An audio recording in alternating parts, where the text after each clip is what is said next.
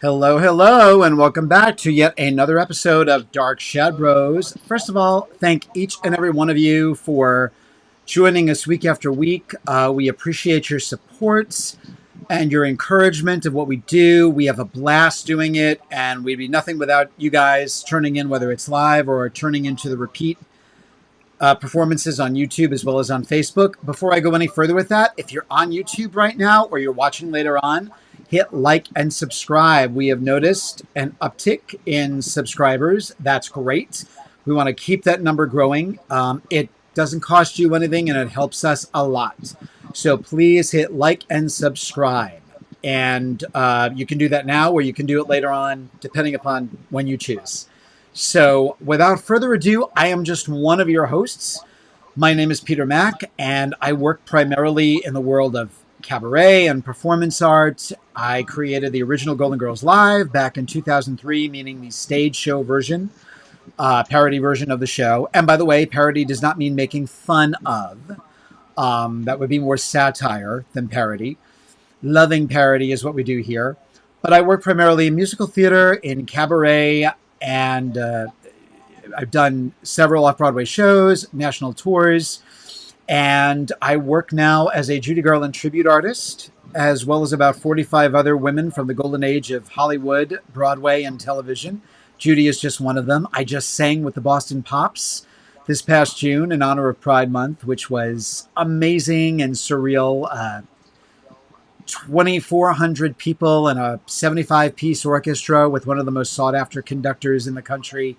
It was really cool. All live, no lip sync, obviously, if I was singing with the Pops. And again, a loving tribute. So that's what I do, among other things. And now I'm going to turn it over to one of our other hosts, Mr. Michael Panzerato.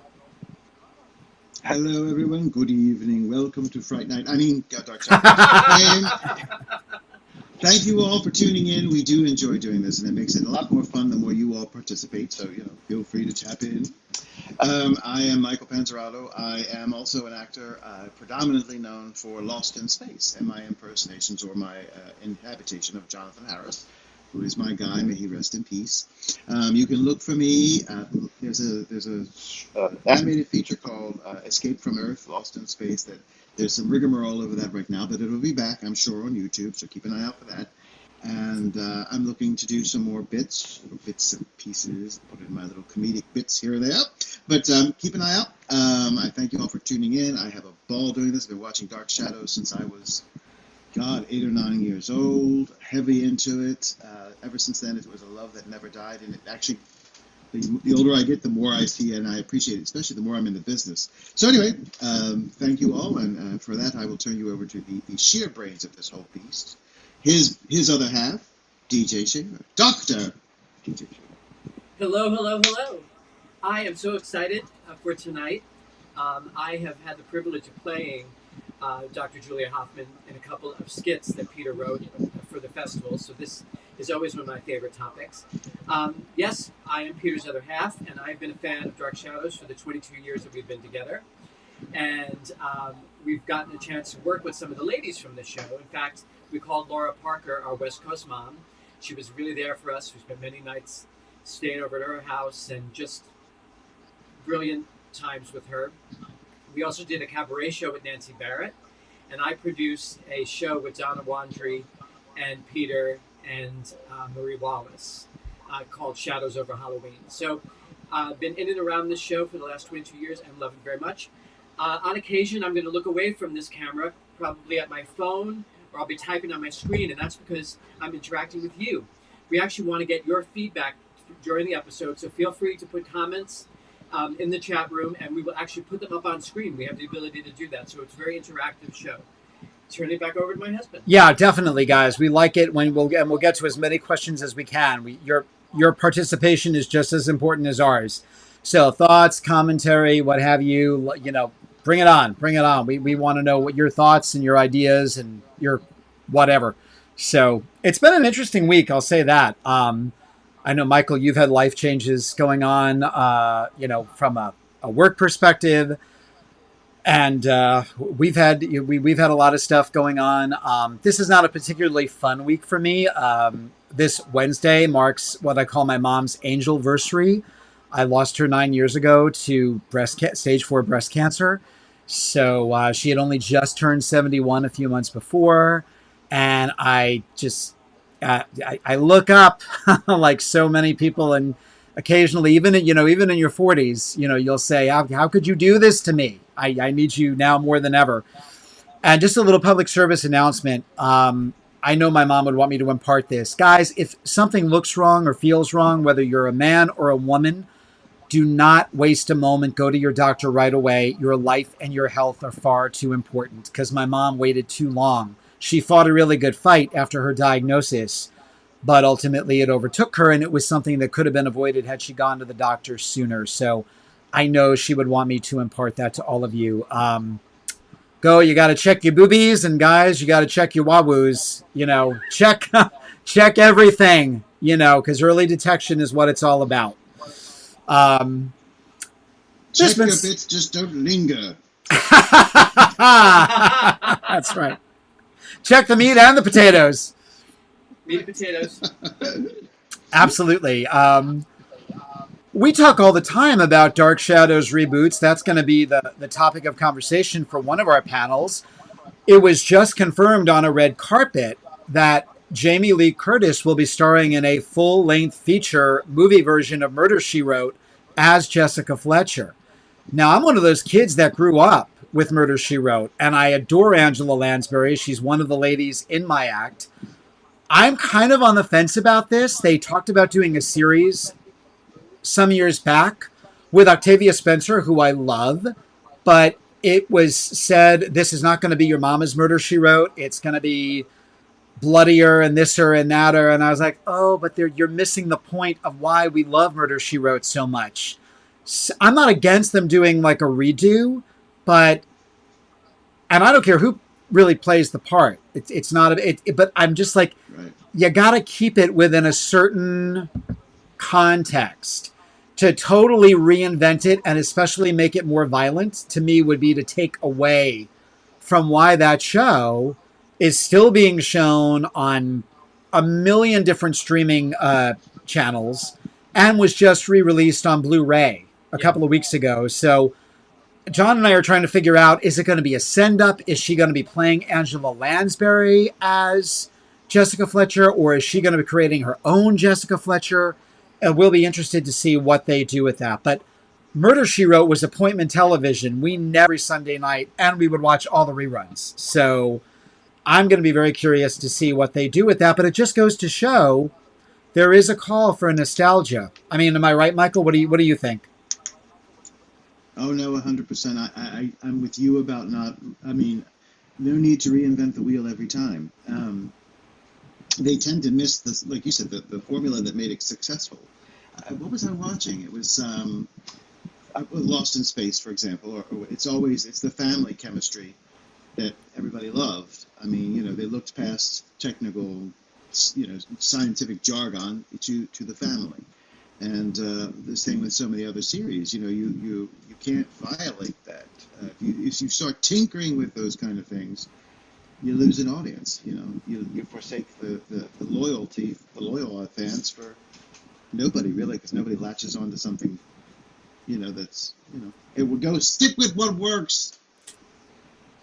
You want to get the core. Again, I think this is what Depp and Burton, or Mr. Burton, primarily missed, is that you got to get the core audience. You can't ignore the people that have kept a show alive for years and years and years. If you get them, your word of mouth is going to be really good, and now you're going to get the other audiences as well. Right. Don't rehash. You don't have to do it, which is what they did with the NBC series in 1991. They took the basic bones, but writers said, well, can we put our own spin on it? And they did. And actually, in some instances, it worked better than it did the first time, which has been proposed to the Curtis estate many times over, even while Dan was alive. Well, we don't mind taking the basic structure of Barnabas and Victoria Winters and doing some of those storylines, but putting our own spin on it, which go with it. Go for it. I think that's great. If you're going to put a new spin on something, I'm all for it. But keep it the part that was the Fantastic Four. That's what it was. I said that's very much like Lost in Space. You've got to have the family feeling in there, or it was called the first family of Marvel Comics. You can't toss that out to be too serious. Yeah. The guys made a rock, for Christ's sake. You don't have to make it silly or camp, but you do have to, stick to what we want. Don't screw with Collinwood. Leave the houses as they are. Right. Right. Again, Mark B. Perry was saying with his sequel series that's what he plans to do.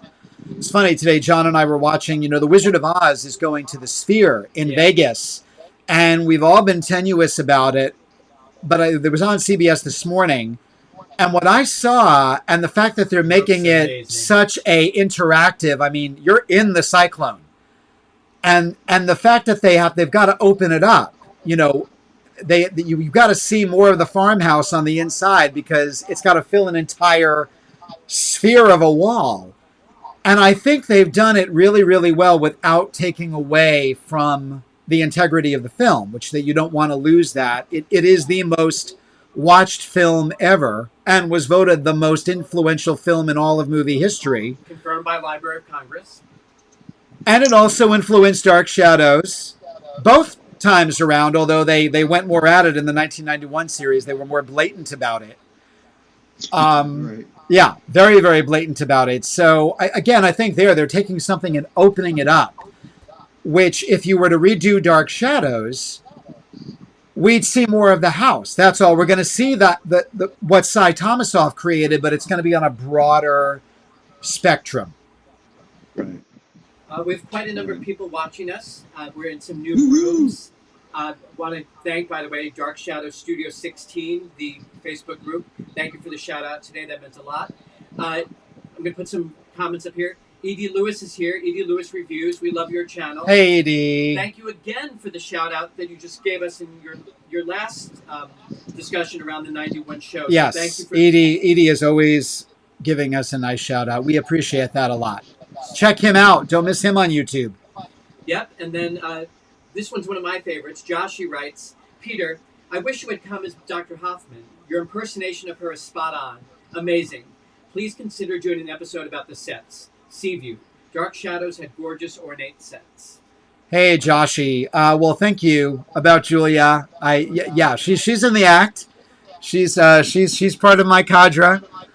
So I appreciate that. And yes, we definitely want to focus on Cy Thomasoff in the sets because Michael has pointed this out. We were both, very much in agreement that the sets were another character in the show. The house was was a character of its own. If it weren't that way, with a few, look at all of the Star Trek spin-offs. Everyone had an Enterprise, a shade different here, but it had the basic design of the original Enterprise. They become the robot from Lost in Space. Don't make him something so dissimilar from the original that people no longer recognize. They want what they want. They are their own piece of and Dark Shadows for sure. The mausoleum, the old house, and the great house. You know who else? You know who else is watching? Jessica Stevenson, one of our favorite gal pals. Hey, Jessica. So glad you're back. By the way, Edie Lewis and Jessica may be making an appearance as guest hosts on our show. Let's see what happens in the future. Yes, we would love to have them as join the bros. Dark Shad-Bros. They'll be pros. There we go. And let's see, what else do we have here? I don't want to miss anybody's stuff. Carrie Pawicka, you never miss, Carrie. We love you very much. Thank you so much for being here. We're looking forward to a fun night. Thanks, Carrie. And let's see, do we miss anyone else? Oh, well, there's quite the discussion around Jamie Lee Curtis and being Jessica Fletcher. So quite wow. The tumult there. And so we can circle back around to that at another time. Yeah. We'll see. We'll see. Again, we have no idea what direction they're going to take that movie in. Is it going to be a send-up, or is it going to be her own take on Jessica Fletcher? It'll be interesting to see which way they go with that. She wouldn't say much beyond that. She said, it's happening. I've got 2 other projects, and once they're done, I start working on Jessica Fletcher. So we'll see. I I don't think it's wonder going to if be this as is not the result of the movies with Daniel Craig. Oh God, and my guy Plummer, where if this isn't a result of that kind of murder mystery, seeing her in interesting. that sort of thing. But you know, that's What the hell was a that? good point. And when they're doing something, I mean, they're doing something in England with the lady Phyllis You Logan. just stole my comment. I'm sorry, It's okay. Mrs. Hughes from. Go ahead, Mrs. Hughes from Downton Abbey. No, please go ahead. It's a funny, but she's doing it more a little like she's a funny Jessica Fletcher. Yeah, it's kind of Miss Marple meets Jessica Fletcher. Yep. Yeah. Uh, Yeah. One thing before my grandmother also loved Murder, She Wrote, and she loved it not only for She had good one of those shows that was not only the lead was brilliant, but it was like the Twilight Zone and those old shows with the guest stars: Roddy McDowall, June Lockhart, what's his name from Happy Days? Oh, Van Johnson. I mean, my God. Eleanor Parker, Yvonne DiCarlo. We have a new subscriber who's watching. Her name is Sama Chandler. Sama, how are you? You have to keep what has kept the show so popular throughout all these years. Yes, Sama. Absolutely. Totally That's agree it. with you. We're all on the same page about He that. has to have a cane. He has to have the ring. He has to have the ring, the cape's coat. He's got to have all that stuff. The hair just depends on the actor because that may not be flattering depending upon your bone structure. On that note, The Dark Shad-Bros official haircut. got this. Yeah, damn it. Got this confirmed, and I was like, wow, I was flabbergasted because this has been a point of conversation. The same way the girl we're going to focus on tonight was totally different sex, but who was going to play Barnabas Collins? And Ron Sproat, when asked about this, said, I saw a bunch of photos, and I was delighted to see Jonathan Frid, whom I had gone to school with, was in the lineup. I thought, oh my God. And he said, Jonathan was the furthest person from my mind. I didn't think of Jonathan at all.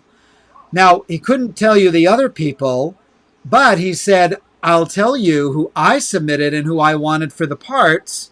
Drum roll, please. It was...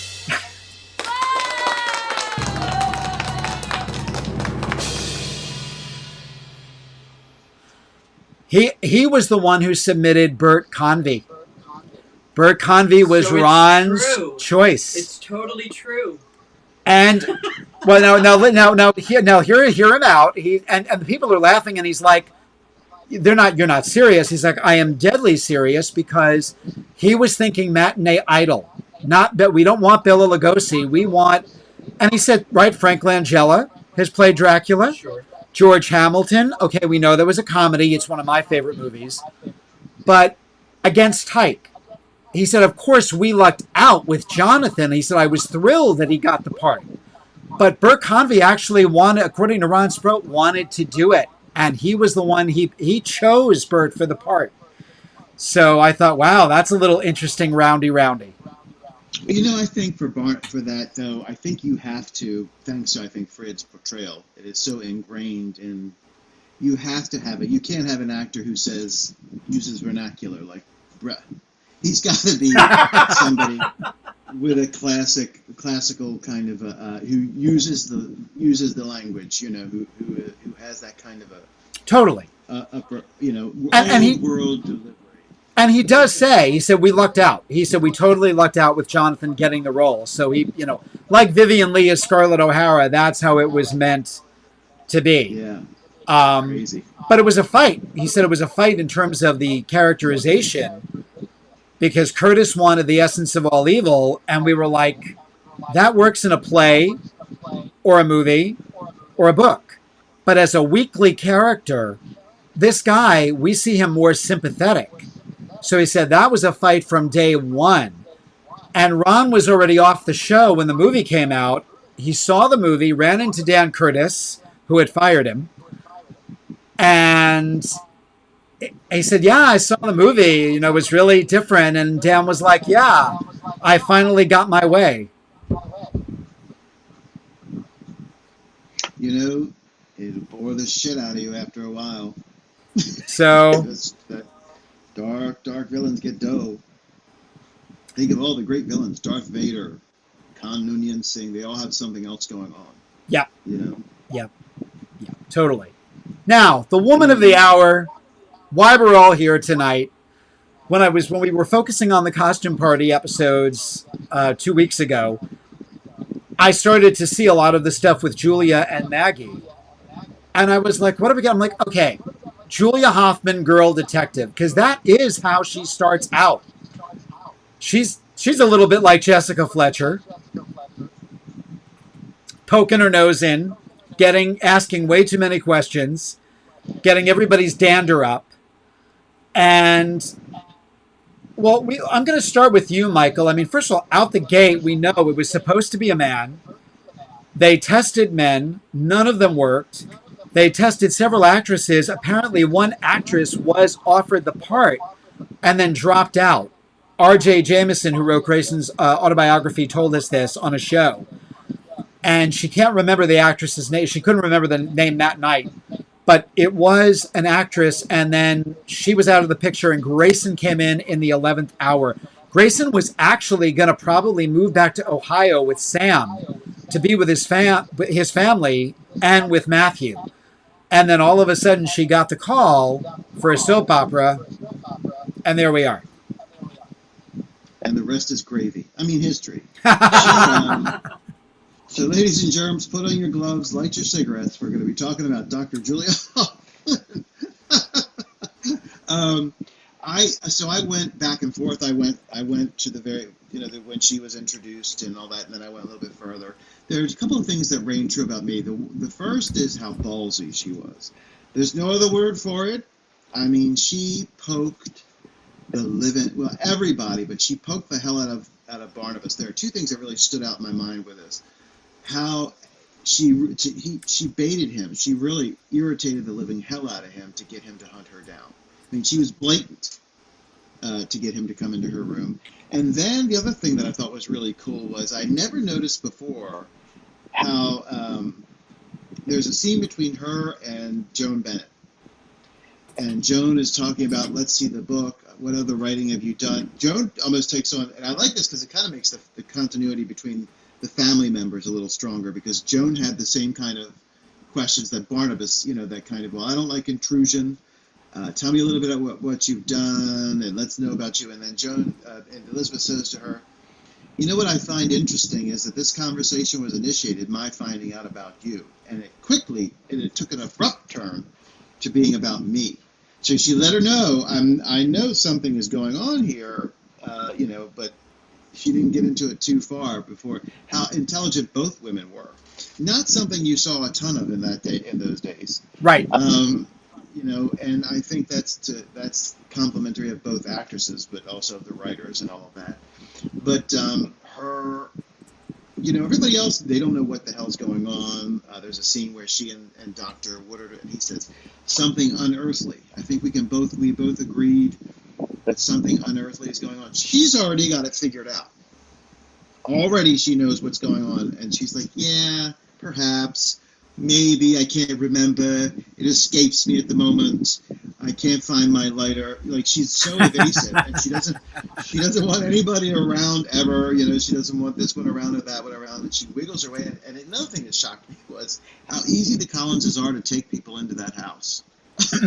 Like, yes to everybody. Move on in, So, those couple things that stood out immediately was her poking at Barnabas to get him to react, It's funny you mentioned about, people coming in. There was a line we had on a show at the conventions with Mrs. Johnson saying, the Collinses, they own practically the entire town. So you think they could buy a goddamn lock for the front door? But no. It's open 24 hours a day, 7 days a week. Pretty much like Carolyn is. Oh. Hey-o. Hey. When Barnabas first shows up, they have Willie there, and they have, oh my God, I can't believe it, McGuire.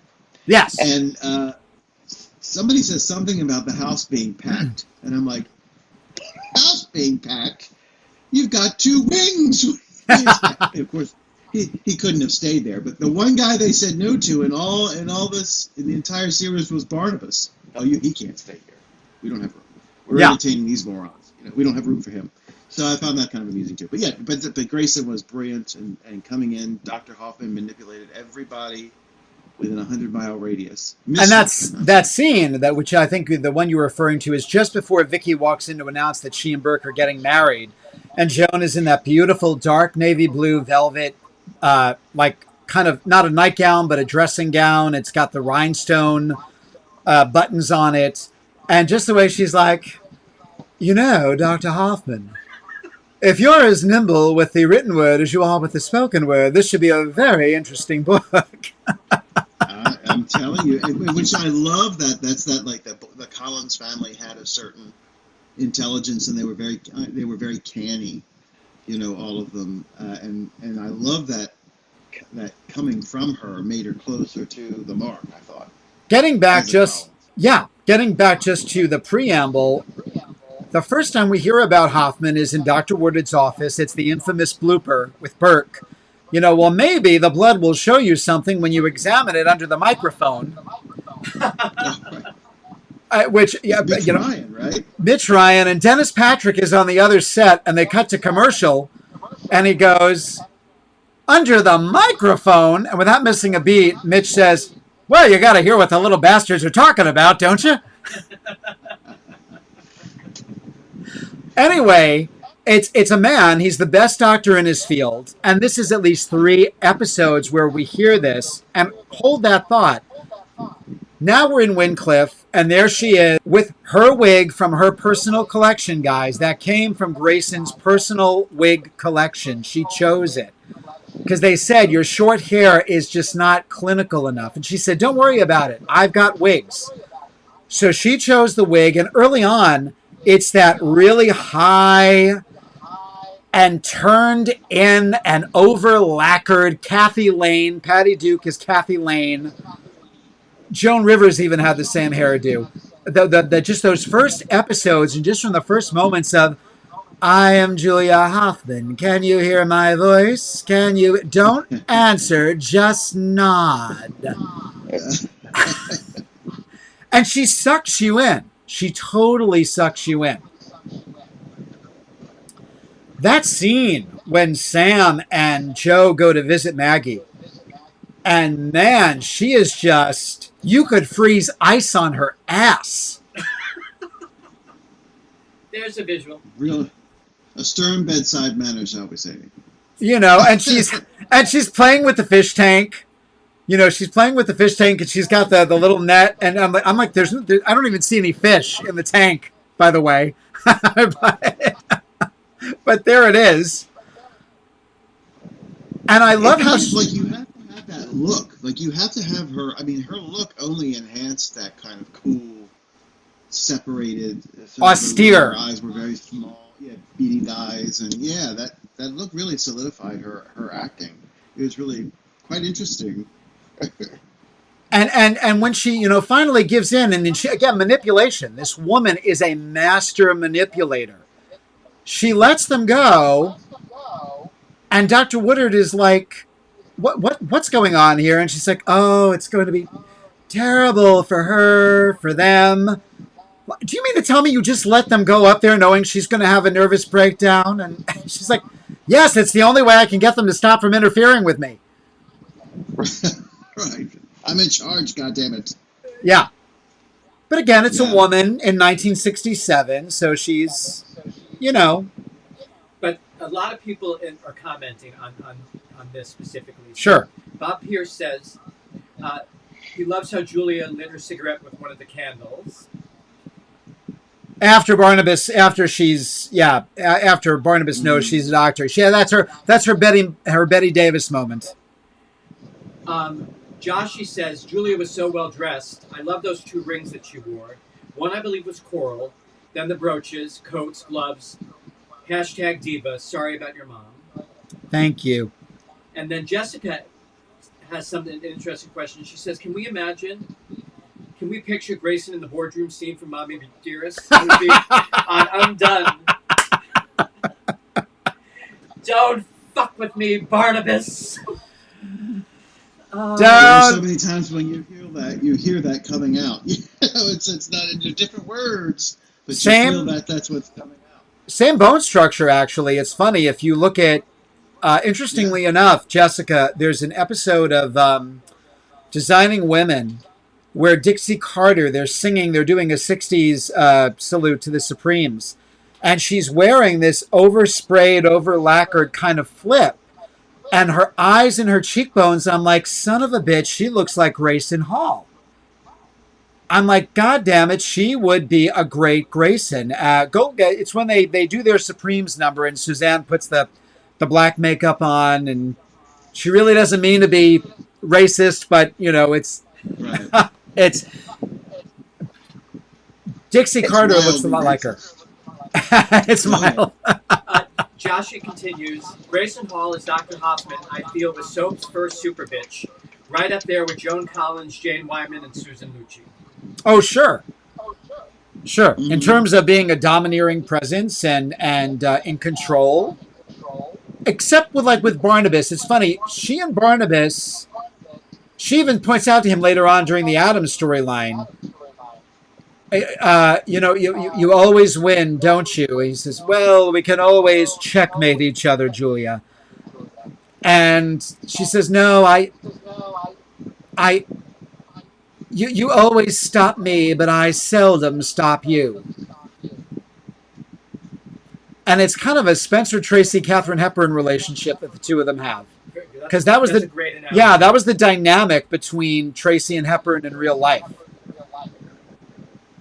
Yeah. Well, it's the whole love thing. She loves him so much that she can see past everything he does, and as many asses as she saved. Yeah. Throughout the series, and there were quite a few. She let him get do, and she saw past a lot. She's so smart, and the way she's questioning Maggie and pushing her, I mean, usually to the brink of another breakdown. Maggie ultimately starts railing London Bridge is falling down. And then Woodard does it with the sketch of Sarah, which actually Julia doesn't want him to do. Yeah. And that's a breakthrough. That's a really breakthrough moment in terms of Maggie's memory. But the fact that she is so stuck on the cemetery, why were you in a cemetery? And Maggie's saying, I can feel cold stone tablets. And she so hones in on this, and against Dr. Woodard's wishes, takes her to Eagle Hill Cemetery on what coincidentally happens to be the anniversary of Josette Collins' death. Vicky is going to go there with Burke against his wishes to put flowers on Josette's grave. And this is where the writing was just Malcolm and Joe and Ron. Oh, the writing was just the way all of these things intersected were perfect. That scene in the cemetery. And this is where they dropped the ball a little bit, because Josette's grave, and she gets frightened, but she won't say anything. And Julia doesn't even acknowledge that it's Josette Collins. Then Vicky spots them and sees Maggie, and where do they take refuge? Inside the Collins mausoleum. And this really sets Maggie off. And she's like, it's clear. I mean, the name Collins frightens her. One of them is called Sarah. She keeps telling me about this little girl, Sarah.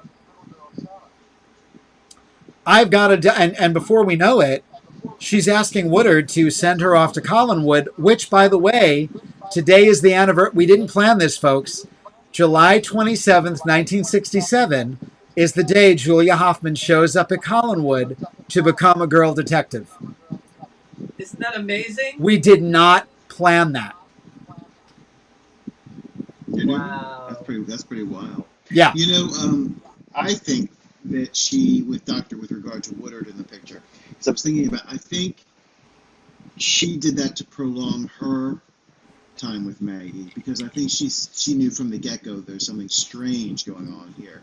And I would really rather her not blow the top off of it until I know what's going on and I can get my handle on the situation. And when she told her in the graveyard, first of all, I thought it was interesting that they said that Jeremiah had Josette buried in sort of an off-point, out-of-the-way grave as revenge for leaving him. And I'm like, oh, interesting, because he predeceased her. But anyway, Yeah. The reality is, but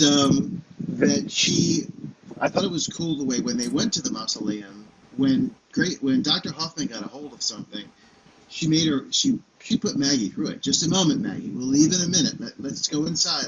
Just a minute, Maggie. Hold on a minute, Maggie. Let's take a look at what's going on, Maggie. She was pretty rough.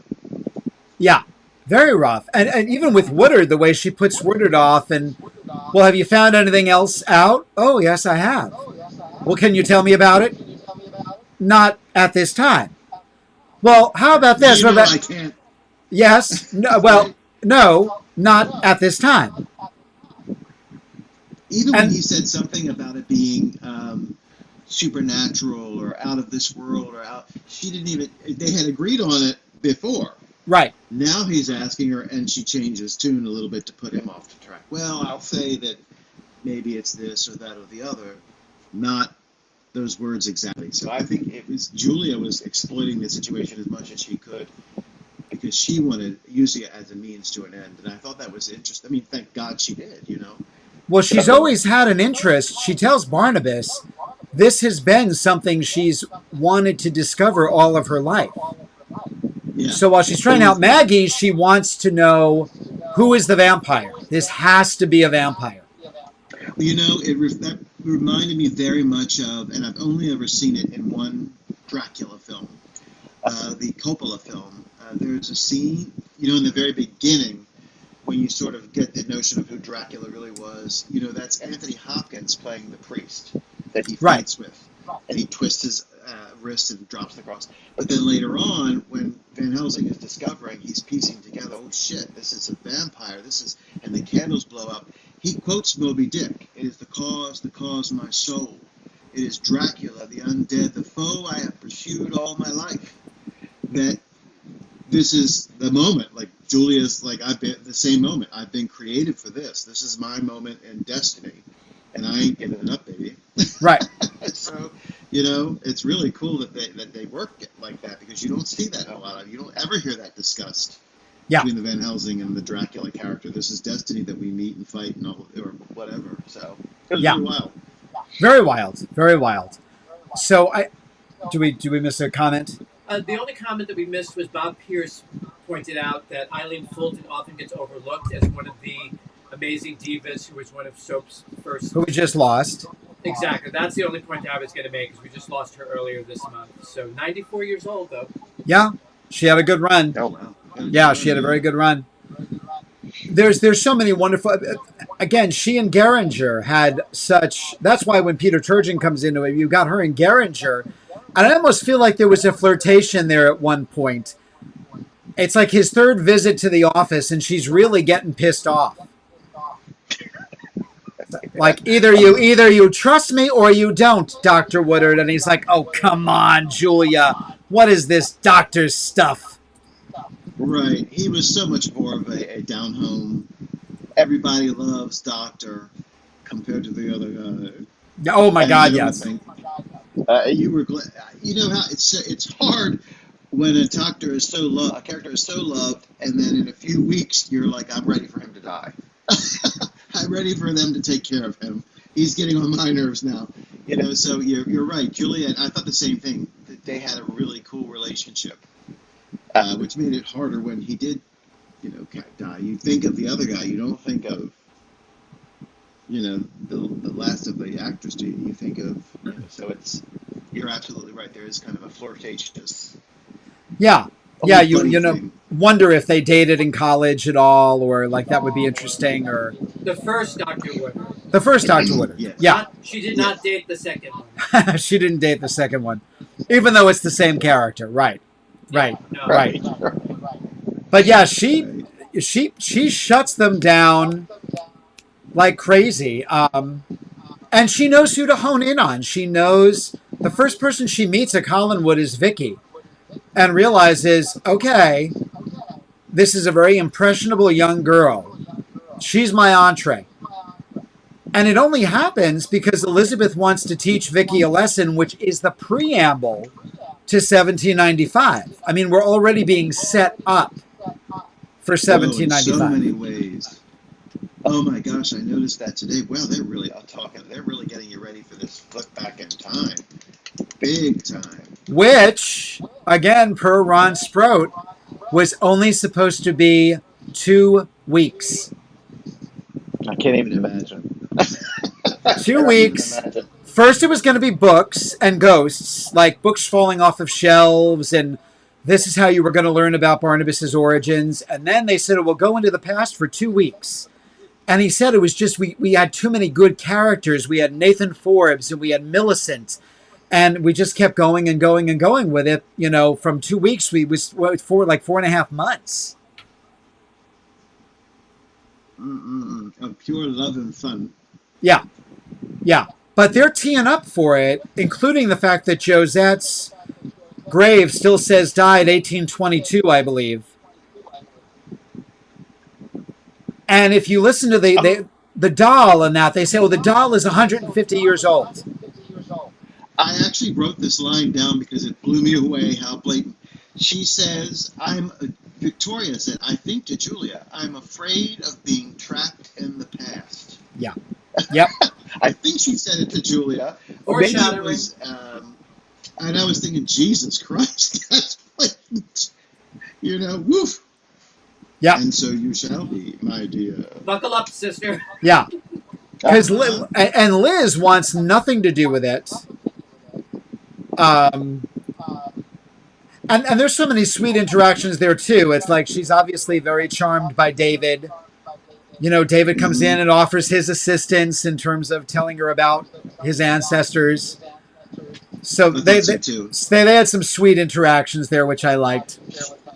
She said, I shall have to talk to you, or I'll have to set up a time to sit with you, or we'll have to spend some time together or something to David. I thought it was really sweet. Yeah. Really cute. And the fact that he had never seen Sarah's photo before, that's really interesting. Yeah. Yeah. It's like it wasn't even in the book. He focused on the dress, remember? He was like, oh, that dress. Yeah. That dress, you know. Yeah, it was kind of bewildering to him. Also bewildering, as you pointed out about Josette being buried by Jeremiah. I'm like, okay, we have a sketch. We have a sketch of Sarah. But in the book, we have a photo, a 1967 Polaroid. Of Sarah? Of Sarah. I'm like, come on, man. You had, like, when you flip through the book, you see, like, I don't know, a picture of Samuel Adams, a picture of Gene Lockhart as Bob Cratchit.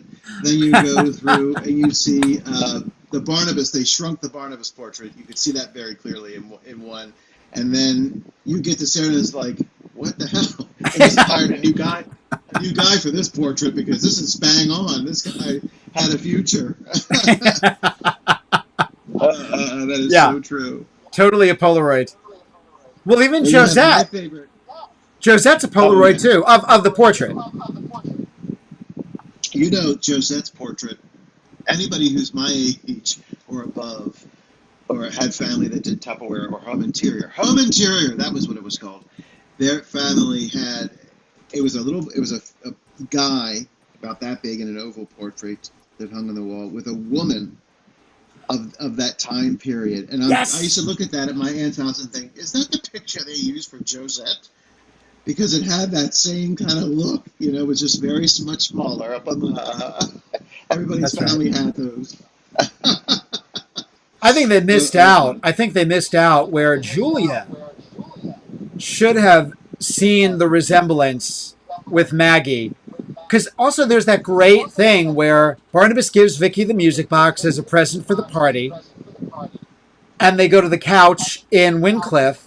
And she's saying, I can hear a tinkling music. And I can smell very, very sweet perfume. Yeah. And then when Vicky takes her to the old house, all of a sudden, she smells the jasmine. Also, who touches her? Somebody in Josette's room touches her. Oh, that's right. Julia, right? Yeah, Julia. Feels all that, has experiences. Well, one of my favorite lines, speaking of her noticing the resemblance, was when she says to Barnabas, I cannot get over your resemblance to the man in this portrait. She said, Mrs. Stoddard finds it uncanny. And he said something about he does too. And she says, I don't at all. You are so closely related to him. You are so closely related. You should look alike. And I thought, ooh, boy, she's right to it. No lube, straight in. She's robbing. Come on, Julia. Julia, you have a whole half hour. Julia has plenty of Valium in her medicine bag, but no KY. That was like. You realize Geraldine Smith just fell off her chair. Can we just have? Oh, is Mom watching? Yes. Hi, Mom. Michael's mom is watching. She'll say, "Oh, Mikey." Oh, There's that, and then just before that was when she said to him, he said, perhaps we will meet or something, and she says, well, how about tomorrow morning? And he gets like panicked, no, not tomorrow morning, and she said, well, then tomorrow afternoon. Like, okay, just say you know he's a vampire, for God's sake. Joshy, it's funny, you mentioned the first time I ever played Julia on stage at the conventions, I would do these half-hour one-acts. And again, I always took the show, but I treated it like a situation comedy, not like the Johnny Depp movie. But taking what we know, but doing it as a situation comedy. So I truncated this entire storyline into 30 minutes. And it was called There's Something About Julia. Because, I mean, Grayson was a handsome woman. And long before I came around, as I learned, gay men loved impersonating her. She was a favorite among drag artists because of that wonderfully delicious, deep voice. What was the tagline? The face that launched. Oh yeah, Julia Hoffman, the face that launched 1,000 drag queens. So we did that. I did all of this stuff with Barnabas, and it's we'll meet tomorrow morning, I'm busy. Tomorrow afternoon, I'm busy. I'm for lunch. I'm on a diet. No, was it for breakfast? For lunch? No, I'm sorry, I'm on a diet. And Julia goes, who's Karen Carpenter's? Right. Come on, buddy. I will only be available in the... Oh, and that was one of the other moments we had together where it's, we're playing games with each other, Mr. Collins. Miss Hoffman, I don't need to play games with you. I can play with myself.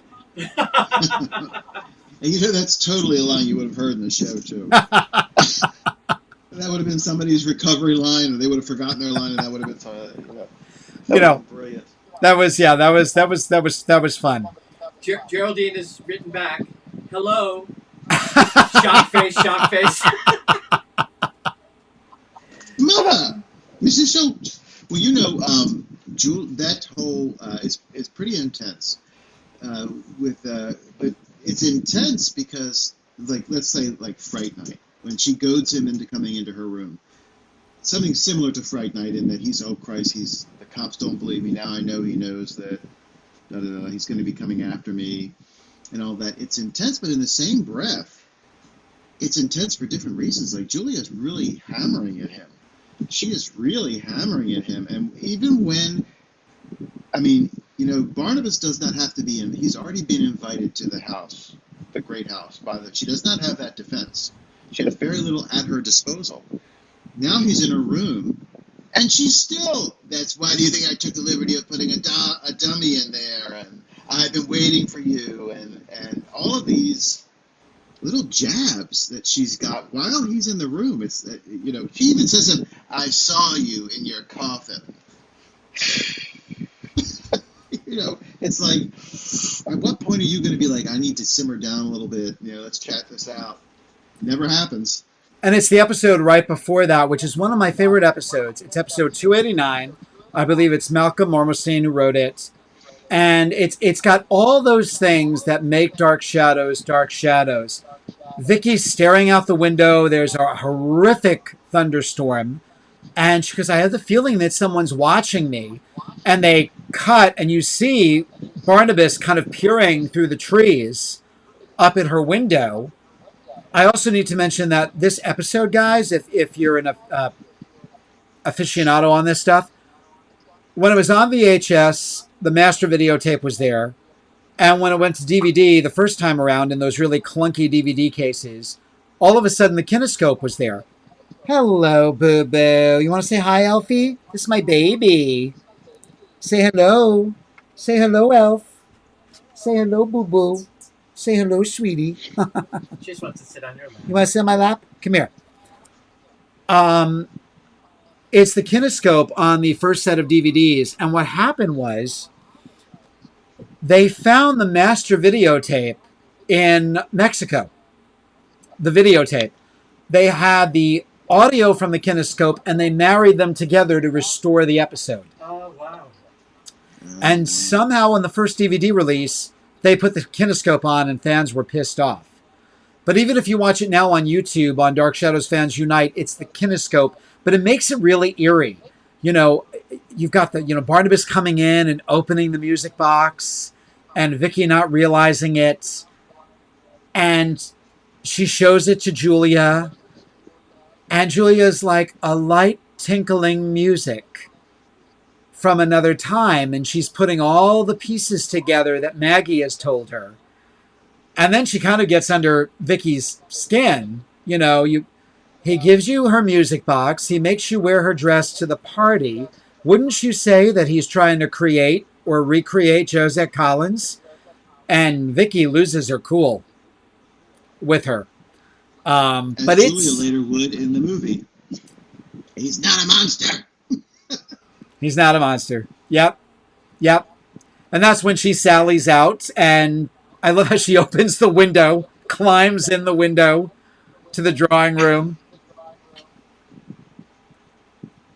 She's, it's funny to me that she uses the old Fright Night, the Peter Vincent, well, I guess Edward von Sloan with the mirror, the cigarette case, but it's a compact that she uses in the series when he says to her, "What are you doing?" Even doctors have to worry about, or historians have to worry about their appearance. I'm just powdering my nose. And then later on at the party in the movie, she does the same kind of Peter Vincent, and she handles it so coolly, so nicely. It's like she has calculated every move from the beginning of meeting the family until, her confrontation with him. It's What's interesting is, it's they didn't do this too often on the show, but it's a pickup shot because they obviously had her go in, and you can see where they cut out for the blue piece of paper so that it's actually film that's being projected. It's not like an actual reflection. Oh, interesting. And so in the what do you call it, in the tech booth, they keep cutting back to this pre-film scene of her holding, and it's funny. The hand doesn't move. The hand just does not move. It stays still the entire time. But it doesn't even quite get the stance of where Jonathan is standing correctly. But it's totally done with chroma key. Mm-mm-mm. You gotta love it, baby. Yeah. Bob Pierce has an interesting observation, and I completely concur with this. Guys, I think the way Grayson delivered her lines and her mannerisms let her get away with a lot. And pull off those lines another actress wouldn't have been able to. Oh, it would have been different.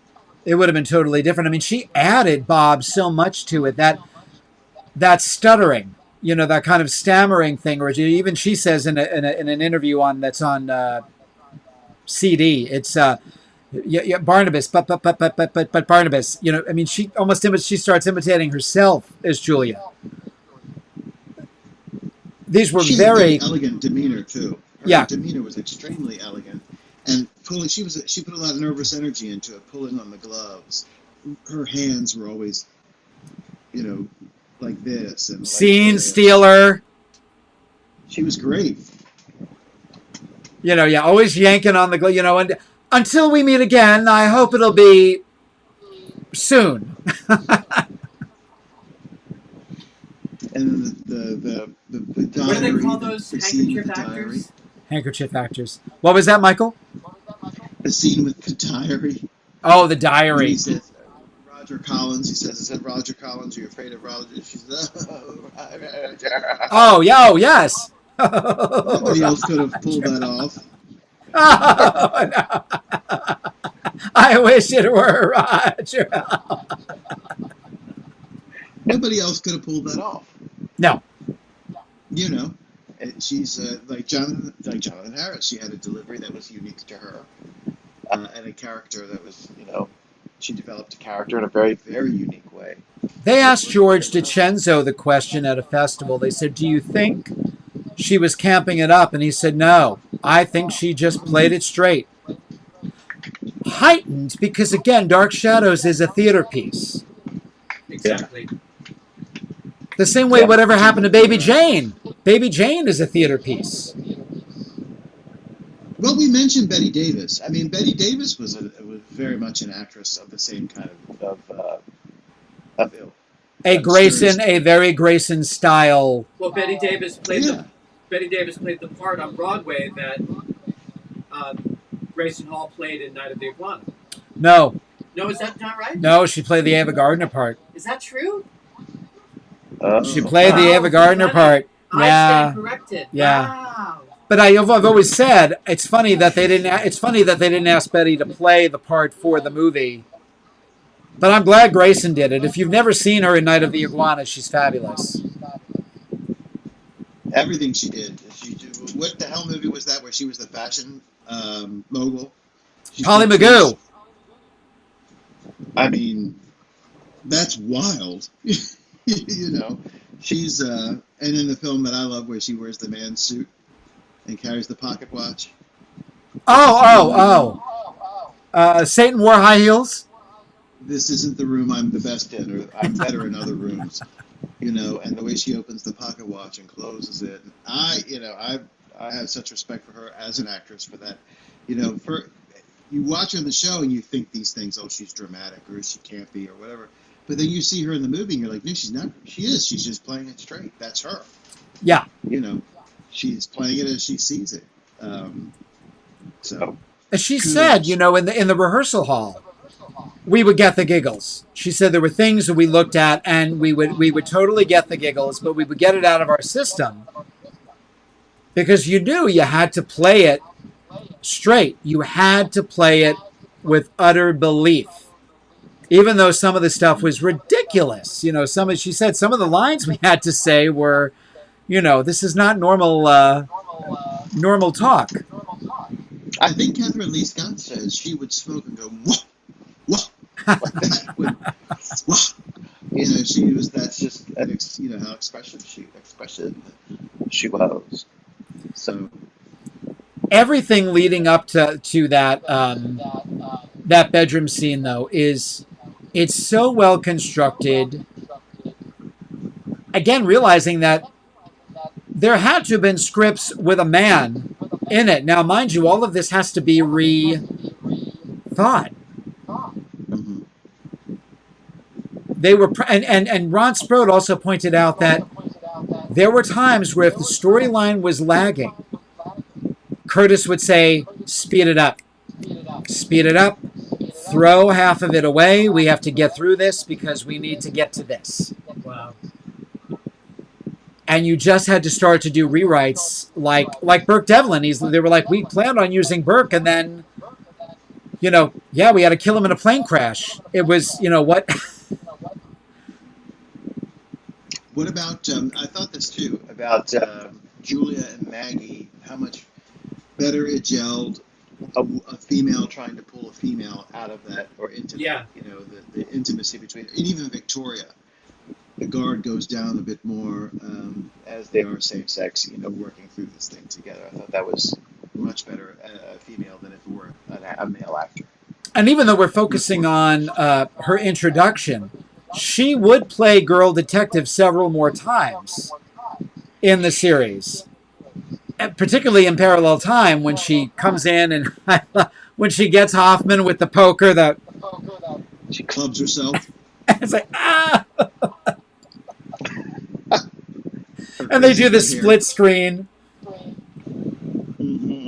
I love how Hoffman had that bedhead thing going on with her hair. She always looked like she just woke up. Which is opposite of Julia. Julia's always made. Total opposite. Somebody said earlier with the rings and the, always very well dressed. In fact, they comment on that in the Night Whispers. Willie says, it makes me sad to see her always trying to impress you, a new brooch, a new ring, a new hairstyle, something. That's right. Trying to get your attention, and you never seem to notice. Except for when she got her hair chopped. And he says to her, "Oh, I see you're doing your hair differently or something. I like it. It's good or whatever." That's the only time he ever says anything about her looks. You're complimenting me, Barnabas. You must want something. That's blackmail, Barnabas. I like that too. It's really good. When she does kill Hoffman, and he says, "You got to go back. Go to the room."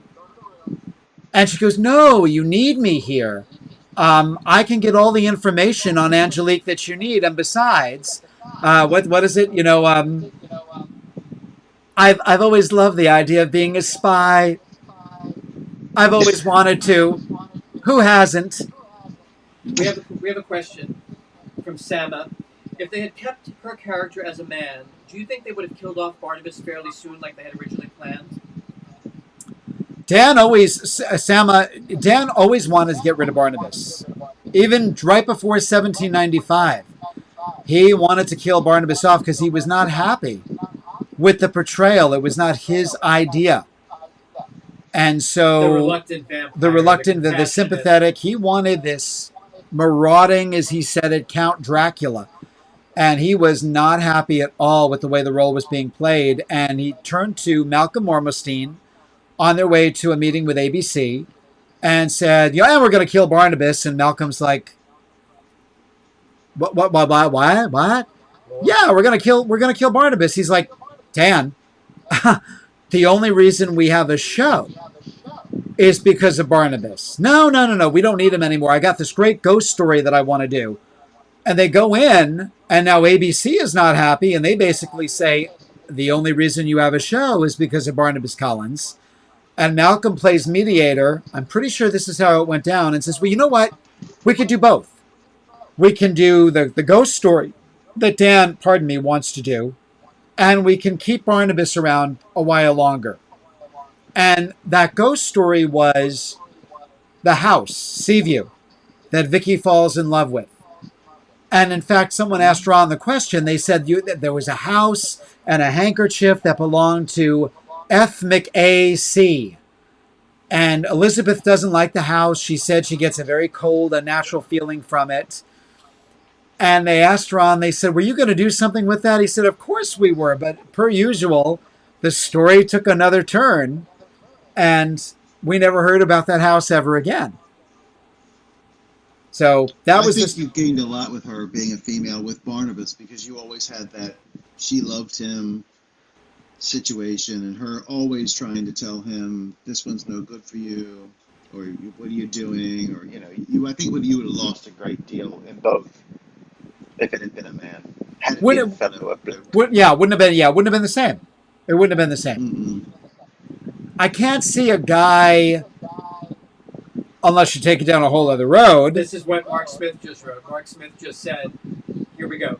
"I think it would have been more interesting if the man fell in love with Barnabas than Julia, but then this was 1967. Well, Michael and I have talked about this with the 2004 pilot and Willie, because clearly Willie, he was feeding from Willie, and clearly Willie was attracted to him. And Dan Curtis did not like that at all. He blew a fit when he saw the subtext of what Matt Zuckery was playing as Willie. Dan Curtis, right, exactly, because normally they would have to bite them on the wrists. Yeah, by the time we get to Parallel, that was the censors. That wasn't Dan Curtis. It was the censors. They said, "You can't bite him on the neck. You got to bite him on the wrist. But by the time we get to 1970 Parallel Time, we don't see it. You can bite him on the groin. Wait, what? That's Right. once bitten. Oh my God, are you going to bite my buttons? Oh, that's right. Because that's where Lauren Hutton is biting Jim Carrey. She's biting him in the crotch. Oh. It's all about blood flow, baby. All about blood flow, yes. Yeah, but Mark, you're right. It would add another aesthetic. If it was. And If may they yet, and Yeah. may yet still. and may yet Yeah. still. You never know. You never know. It would be great on a reboot to have a gay character, that's for sure. An out gay character. Well, that's what we did. That is what I did with that show, with There's Something About Julia. I mean, Mrs. Johnson never dated. Well, she had a son Well, and a daughter. Roger, Dirty toilet. Go ahead. Roger, he only married once, and then Cassandra was the result of magic, Right. not genuine love, and so Roger, Willie, Right. so many opportunities. Yeah. It'd be more interesting, I think, if it were Willie. It would add another dimension Like to that the character. dynamic, yeah. Yeah. Oh yeah, I mean, he was, so many things you could come up with. Yeah. That was the denouement, or the of what we did with There's Something About Julia, was when she confronts him, and I know your secret and everything, and it's, I can tell you that my secret is even more shocking than yours, and off came the wig. And so that was the something about Julia, that she's actually a man. We have a new In Murder by Death. Yeah. we have a new subscriber, Christine Jeffrey. Grayson Hall was fabulous as Dr. Hoffman. You can't take your eyes off her dramatic face and her great voice as she drew you into each scene. So sorry about your mom, Peter. I lost my mom when I was 26 and I'm 70 now. Not a day goes by that I don't think of her. Wishing you sweet memories and comfort this week. My mother and I watched Dark Shadows together back in the day. A great show tonight, Christine Jeffrey. So, first of all, thank you, Christine, and welcome to our podcast. We lost Michael. Oh. We lost Michael. He'll dial back in. We gotta get Michael back. Yeah. Well, thank you, Christine. I appreciate that. And funny enough, my mom I remember when I was getting the videotapes, Christine, and that first night watching that scene, I had never seen it before, in Tony Peterson's office where she gives him the diary. And it was me and my mom and my brother late on a Friday night in our house in Long Island. And when she started to lose it and go into her, oh, Roger, my mom and I just fell off the couch. We were in sheer hysterics. And again, she wasn't doing it. It was just her delivery, and it's melodrama. So it works. I mean, I still get the giggles now. Do we have Michael back? We do. We lost you.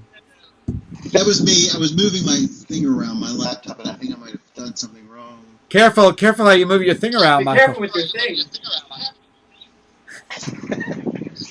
Ooh, I had a heart attack. What I miss? One of our new subscribers was commenting. Yeah, I mean, Grayson, perfect person for the part. No doubt about it. And you were saying to me earlier today that really the way that she chose to interact with Barnabas, and even the way that she looked at him, that really gave them fodder for writing towards that plot line. That there was this interest between her, that there was something other, perhaps. It's so what she helped extend the storyline. We talked about this with Laura Parker. That's the great thing about doing a weekly show, particularly a soap opera. They start to write for you. They watch what you're doing, and the writers start to write to all of those things that you're putting in as an actor. So the minute they caught on to those long gazes and, batting her big cow eyes at him, it was like, great. Now we have a great subtext that we didn't even think of out the gate. And it worked beautifully. He was cruel to her. Yeah.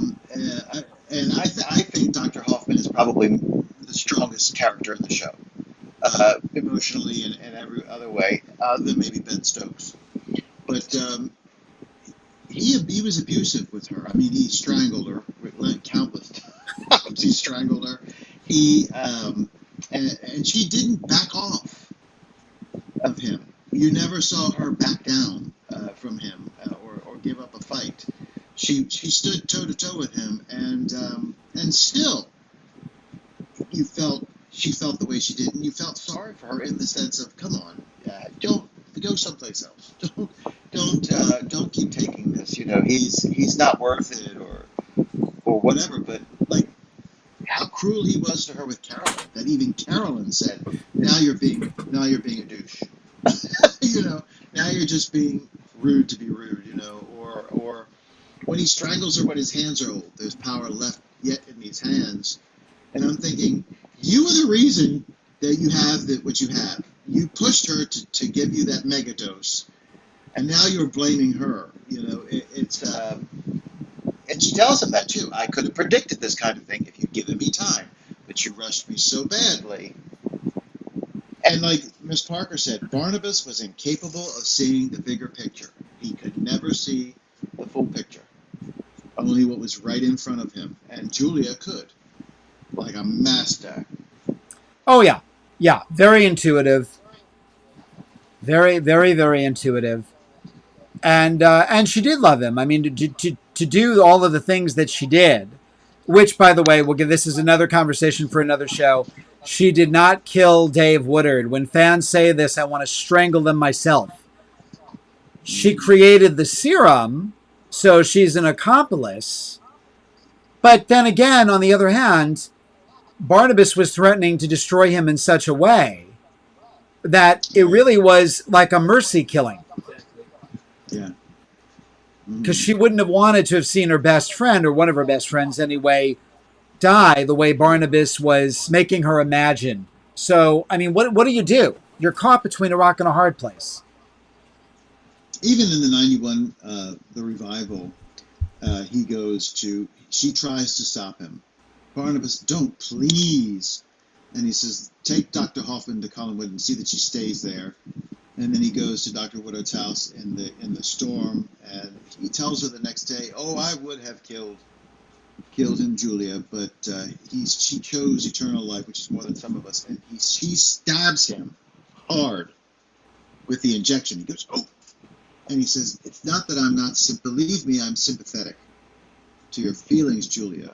You know, and he goes into that, so the work of two other people can continue and all of that kind of thing. So it's, Julia was not in for that. She tried to keep him off of it, but Woodard pushed too hard, particularly that last guy. And he's not likable at all. Dr. Woodard is not, Professor Woodard is not likable at all. Mm-mm. Mm-mm. Yeah. I was ready for both. For both to say goodnight. But say again, goodnight, Gracie. Interesting again how the writers said, well, let's turn this around a little bit. Again, they put a new spin on it. Yeah. Especially Barnabas expressing remorse and saying, I'm sorry. I really am sorry. I know you've lost a friend. Yeah. But this is part of who I am. Let's talk about our future, he tells her. He'll go to you, and he touches her face, you know.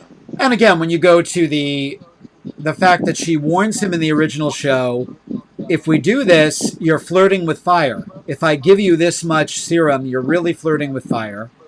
So it's not her fault, and he takes it out on her for no good reason.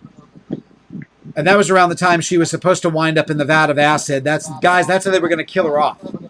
Joe Caldwell had it all sketched out. Because he says to her, when I get rid of you, there'll be no trace. You will never be linked to me. And that's because he was going to trap her in the old house, apparently, and upend her into a vat of acid. I mean, he's playing with the salt or whatever, throwing it into the cauldron as he's it's kind of like a hint. You're gonna talk. I'm gonna deal with you in a minute. But she got too much fan mail. That was it. It was like, well, no, she's getting. They like her. We got to make this work. And where would he have been without her? And I need to point out as well, per Ron, Willie was also supposed to be gotten rid of fairly quickly.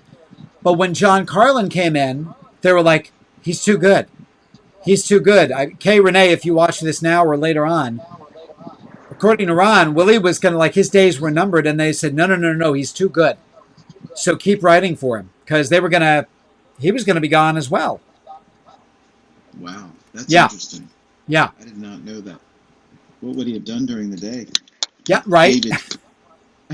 David. Trying to find new people to look after him, I guess. Joe Haskell. Joe Haskell. Yeah. Oh, God, there was something about... Oh, and then, of course, in the movie, she does it on purpose. Right. Which is like the revival. She does it on purpose in the revival, remember? But he does push her. He does push her and says, I want this over tonight. Oh, that's right. Actually, that's one of my favorite scenes in the crypt when he says... he gets kind of like...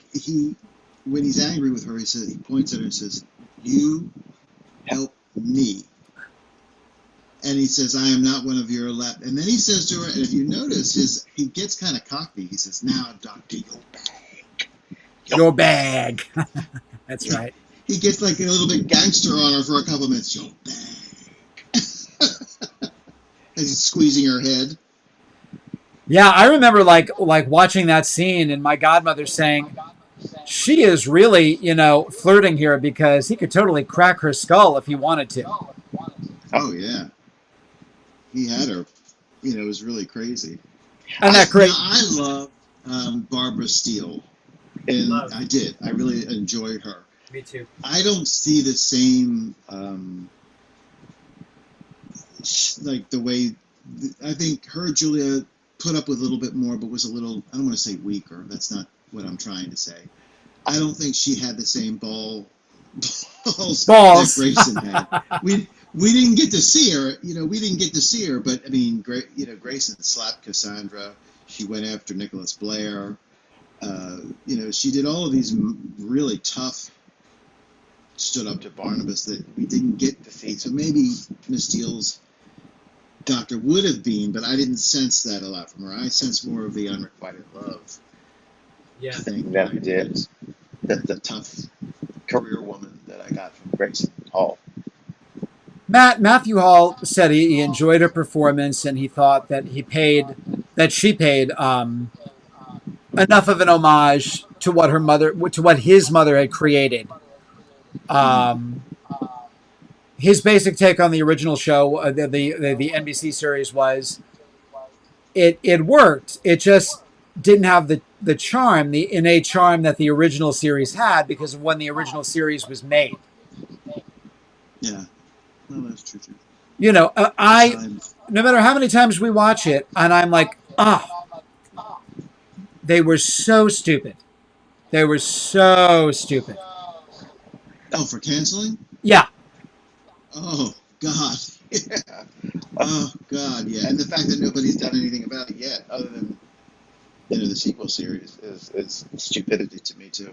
And again, there was a long list of proposed ideas after the cancellation, including them coming to Dan Curtis. I think it was Fox. And one of the deals was, well, we'd like to bring it back again with Ben Cross. And that was floating around for a while. Quite a few times that he sat in on meetings to bring the show back yet again before they did that 2004 pilot and then again after that 2004 pilot. Wow. Yeah. But I love this storyline. I love Julia. My introduction to Julia as a kid was on New Jersey Network, and it was when he's terrorizing her. Those were your first episodes? when we were getting into the David being terrorized by Barnabas. That's where I picked up And I remember Julia Home Alone, which we recently found out. Grayson was so proud of her work in that episode, she asked ABC if they would give her a kinescope, and they did.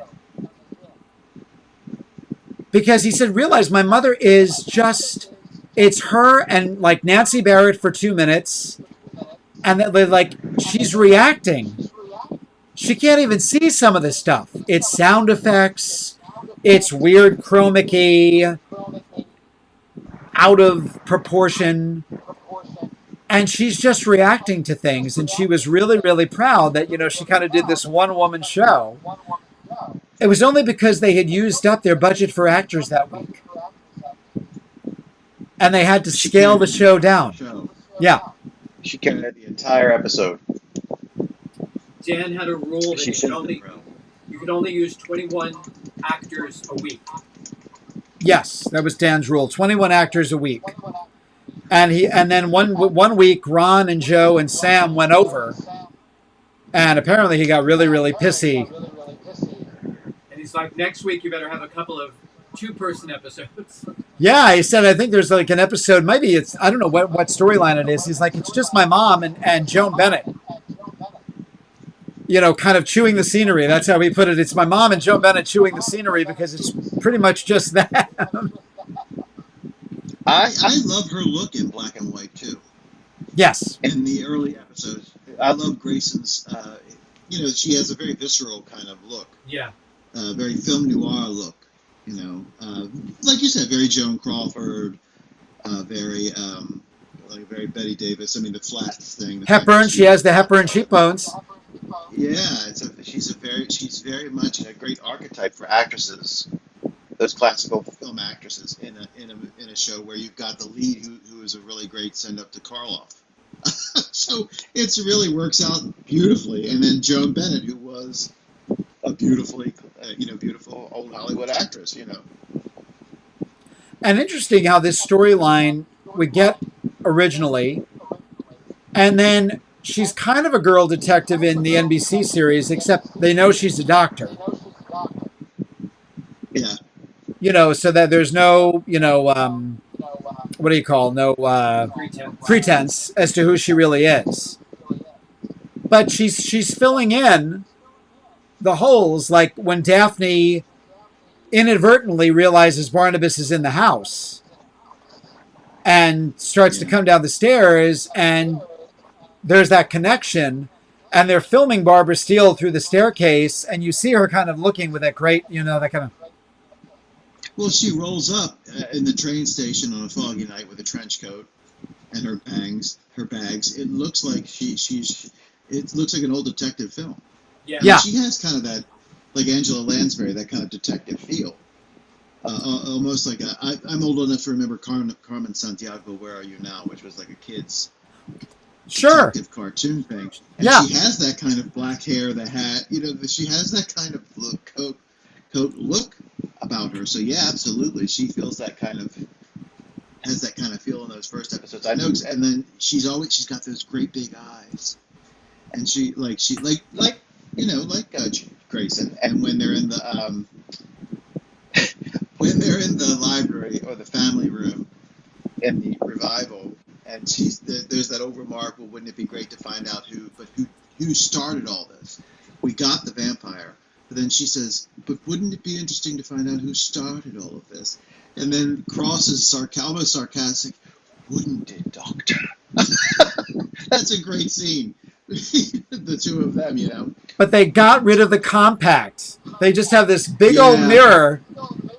And Julia's the only one. Which is, everyone else can see it, the same thing. Yeah, that's so silly to me. I'm like, well, everybody else would be picking up on it, too. Now she's the only smart person in the room. You've taken it from she's intuitive and she's on top of it to she's the only one in the room with any brains. Right? Well, someone just posted a picture of Laura in her vampire phase for the experiment with Adam. And there's the little round mirror above the operating table. And you see her in it, and I'm like, right, but if it's lined with aluminum, you would see her. Aluminium. Aluminum. That would be that's the gotcha. If it's lined with aluminum and not real precious metals,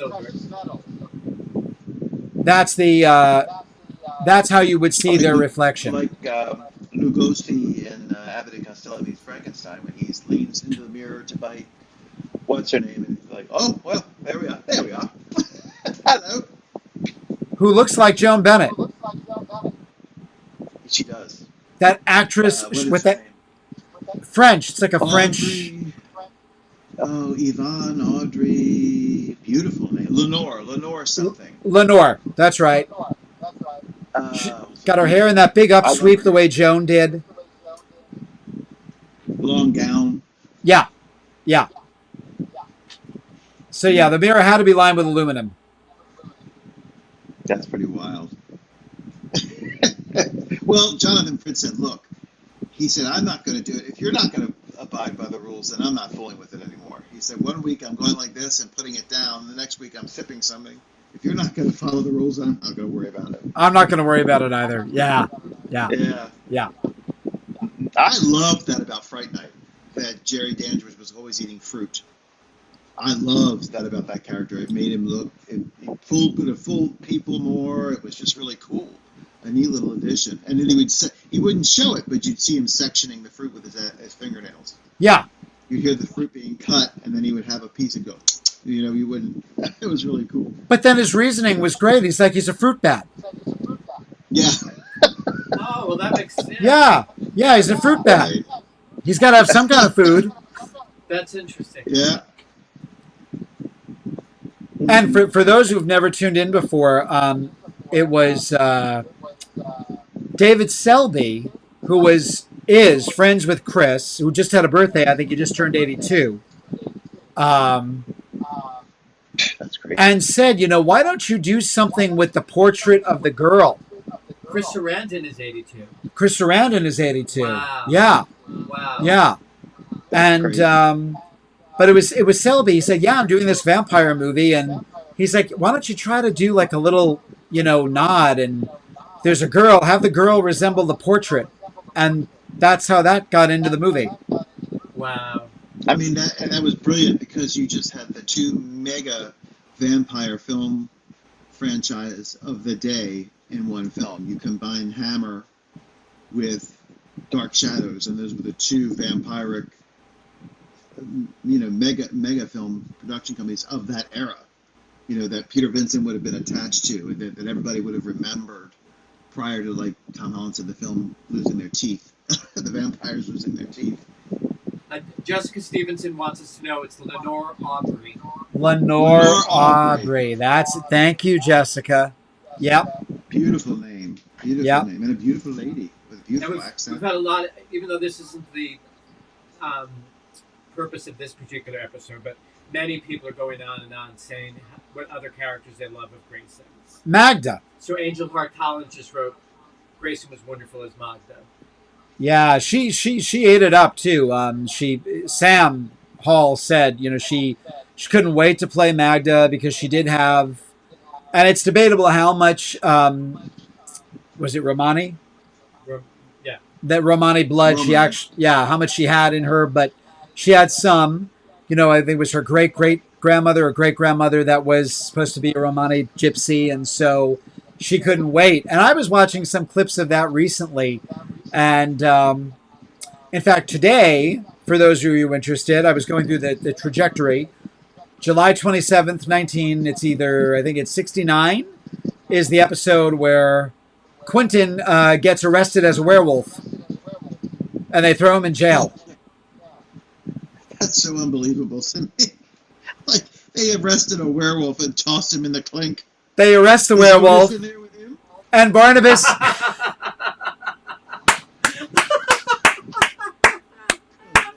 Town reprobate. Barnabas shows up, and he hypnotizes the guard, and then he uses the guard as like a body ram. He hides behind him. And I think Magda's function is that the hand goes missing. I think it's that the hand is that. I think the hand of Count Patolfi goes missing in that episode. Yeah, so that was however many years ago today was that episode aired on TV. Yeah, yeah, it's so funny. Yeah, they throw a werewolf in jail, Oh my and God! And I'm thinking, not the way Miss Parker describes him. He's a real beast in her story. Yeah. I prefer her. He's more like American Werewolf in London in her story. well, I love You Barnabas. Barnabas tries to rationalize, and he's like, "You don't understand." He's like, "I knew you were in league with that creature," and he's like, "You don't understand, Edward. I'm trying to save the future of the family." And he's looking like, Yeah. "What are you talking about?" And I love that about him because he's really cooking. Like that's the Barnabas we all love, and I do think that Burton tried to pull that and that part out of Barnabas, the family, the guy protect the family, and it's all about blood. I do think they tried that, and that's the Barnabas we all love. Is I'm trying to save the family line, Yeah. and I'll go forward in time and backward in time, and do whatever I have to do to help him, to help you all. And like, dear Edward just never seemed to get it. He really wanted Barnabas dead. I mean, it was crazy. His pursuit of him was a little intense. We're gonna, for fans out there, we're gonna do a whole episode, right, wrong, or indifferent, about the depth film. Oh, we have to cover the depth film. Absolutely, it's on our roster. It's Dark Shadows. We Yeah, have it's to. Dark Yeah, Shadows. yeah, we have to cover the Like depth it or, film. like it or not. It's like the Great Vegetable Rebellion. Peter and I actually have something about that show. We'll tell you now. We'll talk about it again later. But we actually got to watch Oh, right. Dark Shadows before its premiere with Johnny Depp and Michelle Pfeiffer. The morning of the premiere at Grumman's, because Ellen DeGeneres had never had Johnny Depp on her show before. And we had 3 friends, 2 producers, 1 showrunner who worked, and they knew how much I loved Dark Shadows. So they said, "We're going to get you in, and you'll see Johnny and Michelle and Chloe Her. Mertz. Sure. Chloe Mertz, is that her name? Who played Carolyn. Carolyn, yeah. They're the guests. And then the night before, Glory called us, the showrunner, and she was like, "You got to be there early." And I mean early. Do not be late. And don't ask me why. Get there at 8 in the morning. Can't tell you. So we're at Warner Brothers. It's 8 o'clock in the morning. And they go, "You guys are going to get to watch Dark Shadows before the official premiere tonight at Grumman's." So that was really cool. Yep. That was really cool. And then seeing the panel with them. I mean, whatever about Johnny Depp, the man is charismatic. 100%. And Michelle Pfeiffer is Gorgeous. I give him a So lot of credit beautiful. because he gave all the credit to Frid. Yeah. I mean, he said I didn't look far at all. I looked at Jonathan Frid. He said you didn't need to look far. He was so graceful, so this, so that. I mean, he was really sweet about giving praise to. And Johnny Depp is famously known for being a subscriber to the method. When he's on set, and even when he's off camera, he never breaks character. Yeah. Except for when Jonathan Frid came onto the set. Right. He actually broke character and said, "This is all because of this man." And he whispered in Frid's ear, "I want to thank you so much for allowing me to do this." I mean, just very, very sweet. So, If you watch the movie when they enter, their little tiny scene. when they enter, Pay attention. here's Peter and I in the theater. People are looking at us like, "What are you doing?" Pay attention to Johnny Depp's expression. Don't pay attention to them because your eyes go right to Jonathan Frid and Sure. Laura Parker and look at Johnny Depp's. He's not Barnabas anymore. He's Johnny Depp. Like you can see him going, "Welcome to Collinwood," but his expression is delight. Yeah.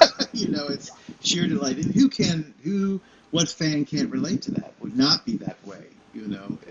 So I give him all credit for that. It's a very, like it or not, he's a sweet, has a lot of sweetness to it. And I do agree with Matthew Hall because he was praising Barbara Steele. He said, and then there's Helena Bonham Carter, and that's a whole other story which we will not get into. Right.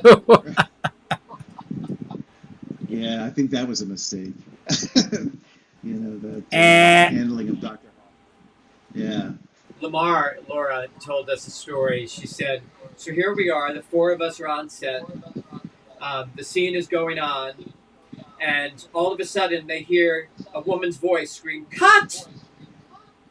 And they're looking at each other like, "Wait, that's not Tim Burton screaming cut. Who the hell is that?" There's no female AD. It was Helena Bonham Carter. She didn't like the way the scene was going, so she called cut. She said, I guess when you're married to the director, you get to do those things. When, right. When you're, When the father of your when you're children. playing stick and run. Lift her leg and polka. You're on a roll tonight, Michael. I'm sorry, I've been shut in for too long because of the heat. I love it. And No. I love it. I love it. I love it. I love it. Oh my God, it's hysterical. I'm sorry, I didn't mean to take you No, off. no. There was something about Grayson, and it just flew out of my head. Who has a question or a comment? Jessica Stevenson says if Michelle Pfeiffer had been a few years younger, she would have been great as Angelique. Because Correct. She has similar features and essence to Laura. Correct. We totally agree with you. Correct. Those blue eyes. In fact, she's on my list.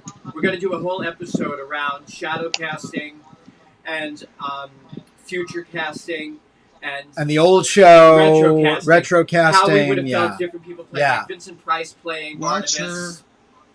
What's that? Watch her as Cersei in Sinbad, or listen to her as Cersei in Sinbad, and as my God, the Witch in Stardust. It's very similar to Angelique. Oh, if you've not seen that, you've got to see that. I have to see it. I haven't plays a seen it. witch. Oh God, she plays a witch, and beautifully so, but very much along the lines of Angelique. Go back down a minute. Oh, 1897. Yeah, we're gonna cover 1795, which thank God is only 4.5 months.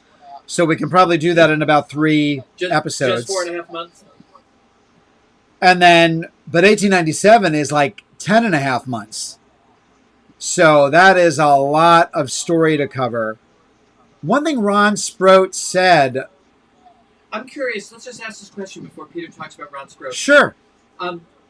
Put in your comments what your favorite storyline was or your favorite plot line. We'd be curious just to kind of gather that.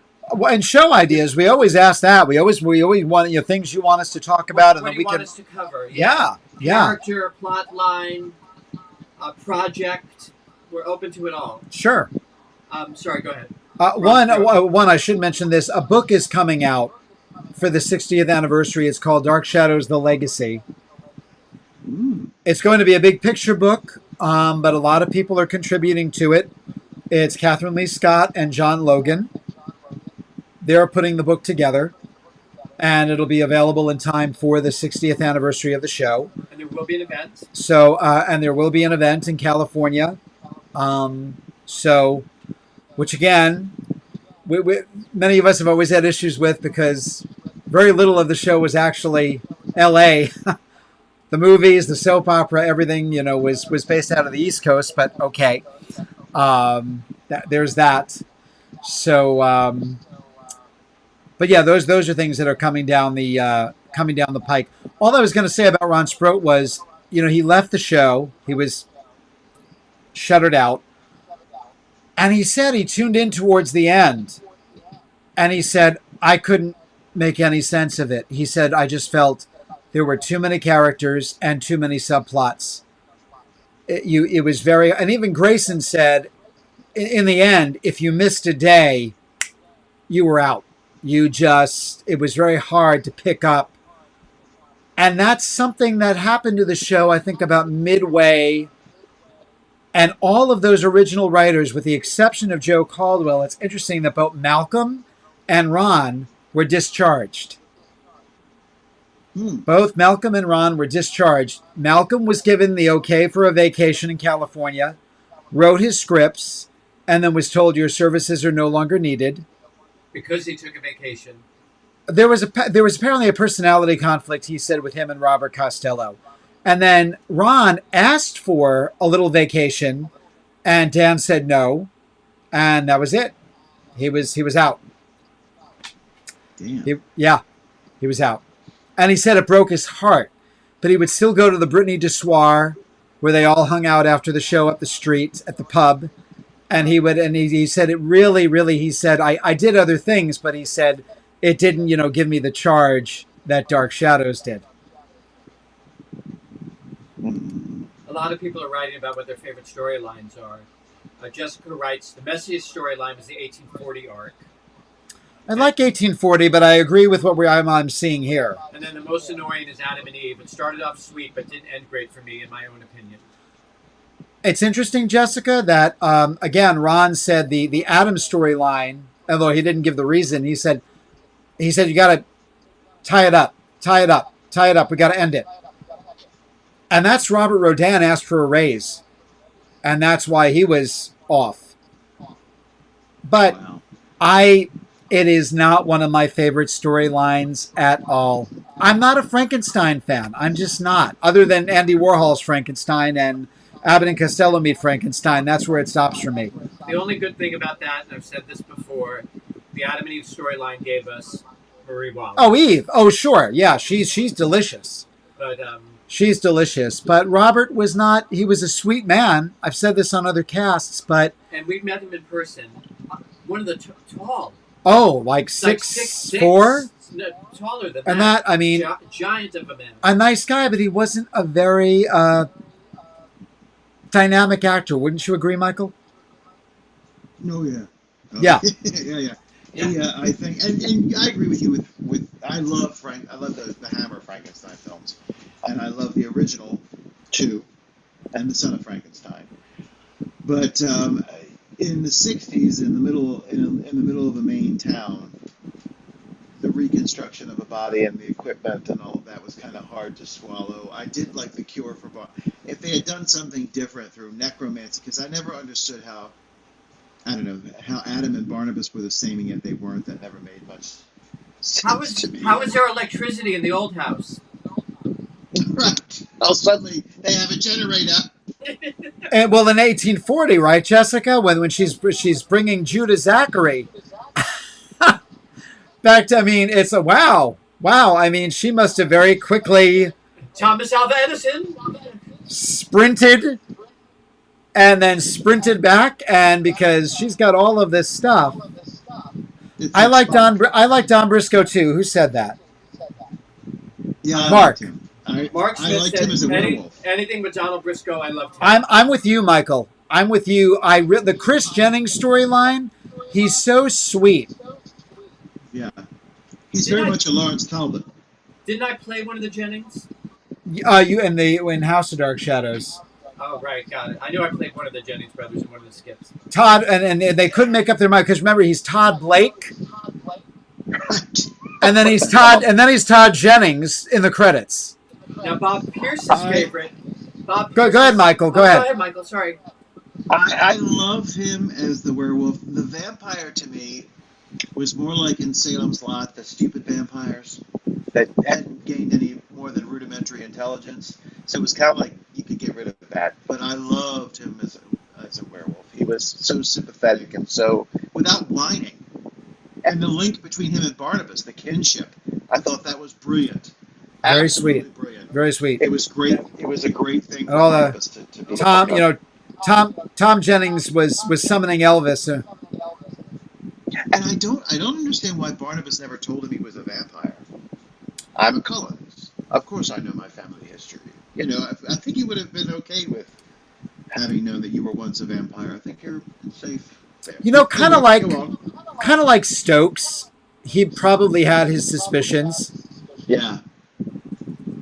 There's an empty coffin. You know, this guy wears a cape. You know. and one of the big, the light, you're wasting your time with me. Ah! He Cushings him with the candlesticks and all that stuff. Yeah. What are we? I'm trying to see what people are saying here. Umbert Allen Strata was great. I think I heard Laura Marie compare him to Errol Flynn once. They That's right. Absolutely did.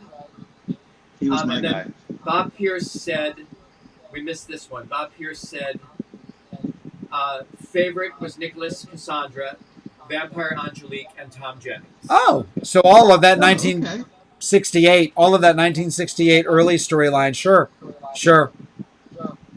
It was a cool twist when Angelique bit Barnabas. how she really, I mean, he was like strung out when she had him in that, I don't even know where the hell he was supposed to be, but he was underground or something, and How many in the caves? ascot. How many caves were there in Collinwood? He had the absolutely pristine smoking jacket and ascot when he still had rudimentary abilities in Summon Victoria. That was all really good, you know. Carrie Perwicka says her favorite storylines are 1840 and the Quentin storyline. Carrie, it's funny because 1840, I keep going back and watching clips of that. And again, Julia shows up, and once again, she has to be girl detective, sniffing out and like praying Barnabas is somehow going to make it into that time period. And Grayson, God love her, she handles it with such grace. After Mordecai Grimes? That's when Professor Stokes makes it into 1840. And he's come down the stairway. And she's recapping for him and the audience just to get the entire 1840 storyline. And watching Grayson do that, I'm like, wow, man. That's great. That's a really great Grayson moment. Doesn't she say they're from PA? Like her real hometown? Doesn't she say I'm from Pennsylvania? Right. Oh, interesting. Right. That's right. Yeah. That's really cool. I thought Yeah. that was really neat that she said she was from PA, because that's where Grayson is from, right? Right. Pennsylvania? Right. Yeah, I thought Yes. that was really. She also, I thought she looked beautiful in that timeline. I think With her her hair looked great in the. Yeah, I think all she that. looked Yeah. very modern. Yeah, I think she looked beautiful in that timeline. And there were moments when Frid looked really good with his hair before they let it be a little relaxed instead of stuck to his head. And I thought, leave it like that. He looks good. Yeah. Jessica says, Carrie, I feel 1840 started off great with the vampire with Barnabas and Roxanne. I lost interest in the Quentin's witch trial. You know, Jessica, I think it was one of those things where anytime they had a trial, maybe with the exception of Vicky, I think it would just meander. On and on. Typical Yeah. soap opera, it would meander way beyond its welcome. I like Joanna Mills. I love Lee Berry. She's sweet. She's graceful. There's something so likable about her, even though she is looking for the teleprompter quite a bit. I had said to Michael that if they had gone back in time, she could have played a young Joan Bennett. Oh, sure. Oh, yeah. She would have been a really good choice. She had this graceful, lovely quality about her. And then the reveal as to what she really is. For anyone who hasn't seen it, I don't want to spoil it, but The show is 60 years old. Spoil it. some people are watching it for the first time. Nobody's watching it for the first time. You know, I'm not gonna go down that road. But I do like Joanna Mills. I liked her a lot. Virginia Vestoff. Virginia Vestoff. Samantha. Contribution. Mm-hmm. Lost her young to ovarian cancer. Yeah. That was a fun timeline. I love 1897. It does get a little long, but I do love all of the never-ending power duels between Barnabas, the supernatural fights between Barnabas and Laura and Angelique, and then Count Petofi and Angelique and Barnabas, and then oh my God, they go on and on, and even Quentin gets involved with using spells to try and stop Laura, and I loved all that stuff about 1897. But and when Julia finally gets there, when Julia finally gets into 1897, yeah, and her initial interactions with Angelique, ooh, that's good stuff. Yeah. Mm-hmm. That's really good stuff. Catty. Very catty. But the same between Angel Heart. We love the Phoenix storyline too. We will be covering that storyline. I'm talking about the original one, not the 1897 one, because to me it didn't work as well. But in 1966, 67, and that actually had to get truncated because Diana Millay was pregnant. And I meant to tell this earlier, but they're like, she's going to pop. So we've got to bring this. They have maybe another 2 months, which, think about it, they had to get Barnabas. How they got Frid, who had told his agent, I'm going to LA, I'm moving to LA, I'm going to become a professor. Think of it, if the Phoenix storyline had gone on one more month longer, We wouldn't have Jonathan Fritz. Jonathan Frid would not have been there to get the call from his agent. And Jonathan talked about that many times, how I was just in the right place at the right time. I put my key in the door and the phone rang, and my agent said, if you had not picked up, I had no plans on calling you back. He calls it the will of the wisps, doesn't he? The will of the wisps. The will of the wisps. Yeah. But it was the same I think with the original Phoenix storyline is much creepier. Love She's it. a much creepier Love it so much. character, and the bit between her and David, and that's not my mother. That's terrifying. He doesn't want to be left alone with her. I mean, if they did that nowadays, you'd be shitting yourself. you know, it would be a much eerier thing. So, just one thing that Ron pointed out too, with Alexandra, she said, I was getting pregnanter and pregnanter, and nobody was doing anything about it.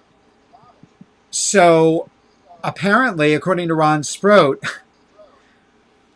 her husband showed up at the studio with a doctor's note that said, my patient is about to give birth. Please know that Friday will be her last day. And they said we had to scramble. That's how we had to find Betsy Durkin, because they waited till the last minute. They really didn't want to let Alexandra go. Betsy Durkin.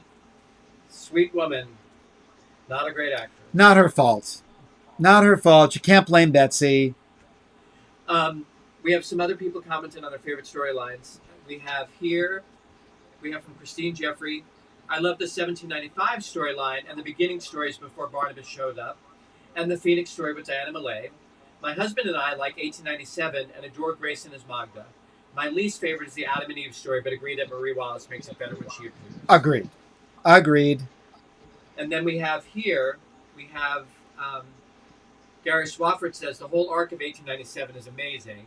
At the beginning of the storyline, you'd never guess whose skeleton it ended up being in Quentin's room. It's a red herring. It's a red herring. I mean, we all think it's Quentin's skeleton, but it's not. Right.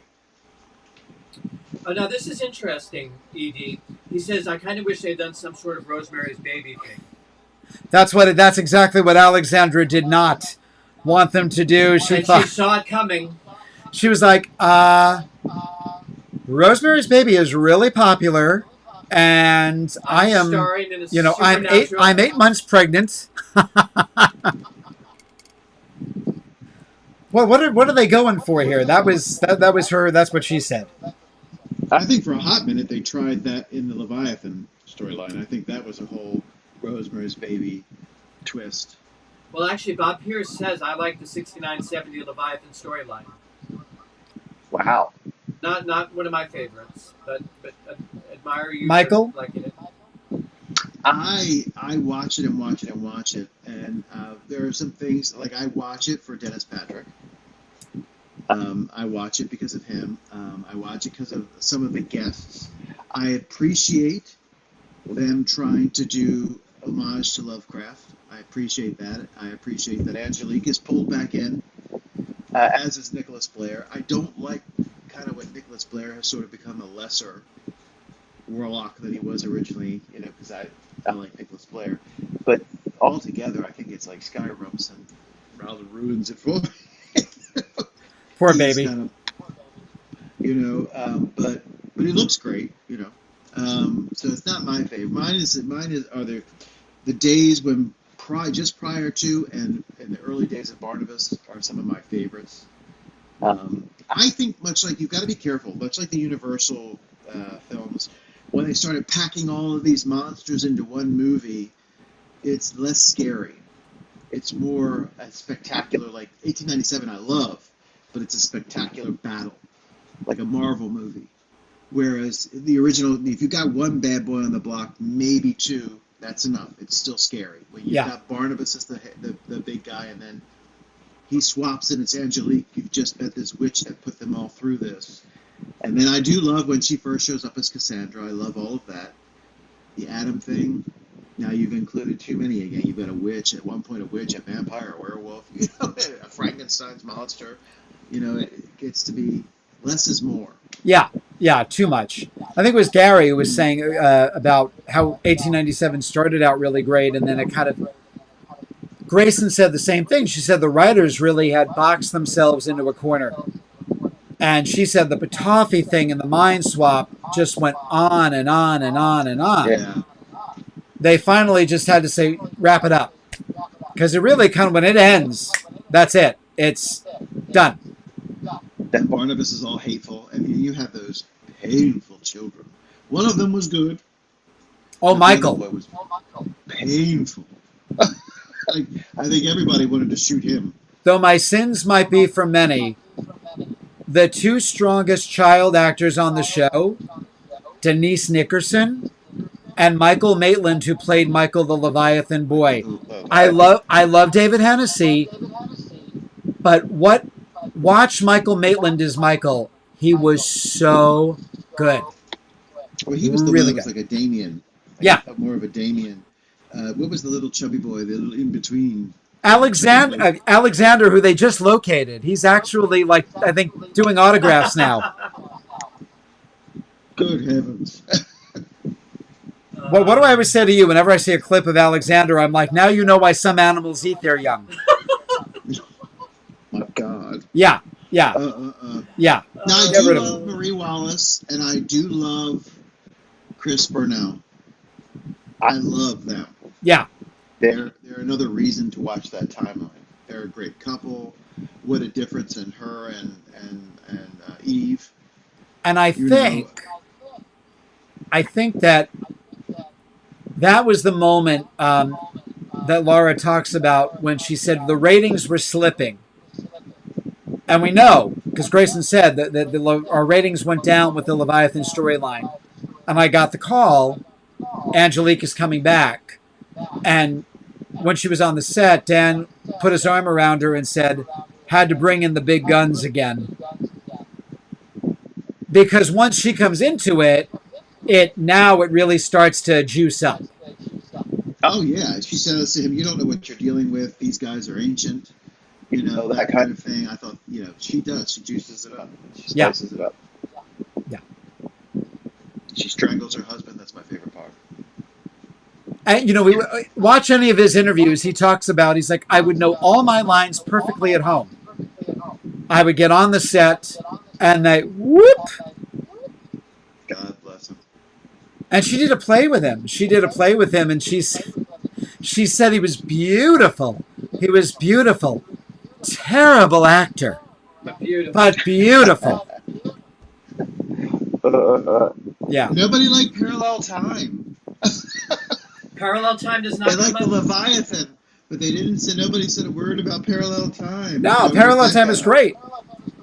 Except when Barney is gone for too long. And we've talked about the difference in not just Julia Hoffman, but the difference in the Angeliques. This Angelique, there's no sympathy. None. There's None. Nothing. She is a deep-dyed, snarling villain. None. Absolutely. Guys, this has been so great. We made it to the 2-hour mark, and we could go on another hour. Yep, I'm reading some of the comments. You guys have some really great ideas. They're saying Michael Maitland is like the counterpart to Rhoda in The Bad Seed. Yes. Brilliant observation. It's a great it's a great comparison. Absolutely. Totally. And we'll get to that storyline. We'll have to at some point. There's so much. The possibilities are endless where Dark Shadows is concerned. Make sure you reach out to us with your show ideas. We would love that. Don't forget to like and subscribe. And also, you know what? Kay Renee Caps joined late, but she just reminded me of something. There's a little bell on YouTube. If you click on that little bell, that's a notification bell. That means anytime we were going to announce a go live, you'll get a notification in YouTube that we're about to do that. So yeah, click on that little bell so you don't miss any of our content live. Once again, thank you all for joining us and for supporting us. As John said, like and subscribe. Be sure to check out Michael's movie, The Dabbler, on YouTube. Check that out. So good. Gotta check that out. All right. We have some more surprises coming up. We're not at liberty to say what they are. One of them, where we at? August 13th. Yeah, somewhere around August 13th. And I won't say anything more than that. And again, let us know your show ideas and so on and so forth. As ever and always, thank you, Michael Panzerato, for being a great Dark Shad bro.